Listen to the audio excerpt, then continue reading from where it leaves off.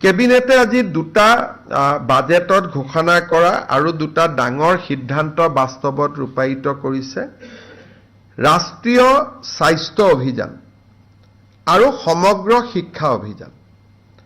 লগতে APDCL APGCL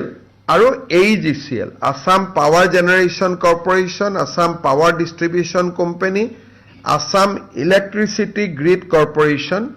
national health mission আৰু সমগ্ৰ শিক্ষা অভিযানত ইয়াতে কাম কৰি থকা সকলো কৰ্মচাৰী আমি আপোন ঘৰ আঁচনিৰ সুবিধা দিম অৰ্থাৎ ৰাজ্য চৰকাৰৰ কৰ্মচাৰীয়ে যেনেকে আপোন ঘৰ আঁচনিৰ সুবিধা পায় এতিয়াৰ পৰা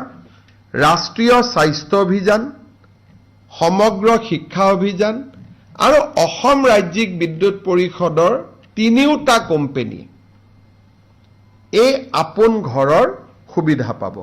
অৰ্থাৎ নিজৰ ঘৰ নিৰ্মাণৰ বাবে তেওঁলোকে 30 লাখ টকা বেংকৰ পৰা উইদাউট গ্যাৰেন্টি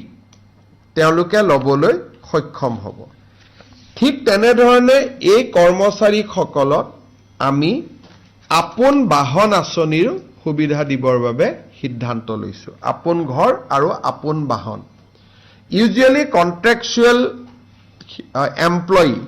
বা কৰ্পোৰেশ্যনৰ এমপ্লয়ী এই সুবিধা পোৱা নাছিল মই ভাবো যে এই সিদ্ধান্তই ৰাষ্ট্ৰীয় স্বাস্থ্য অভিযান সমগ্ৰ শিক্ষা অভিযানত আৰু শক্তি বিভাগৰ সৈতে জড়িত কৰ্পোৰেশ্যন কেটাৰ কৰ্মচাৰীসকলক যথেষ্ট উৎসাহ যোগাব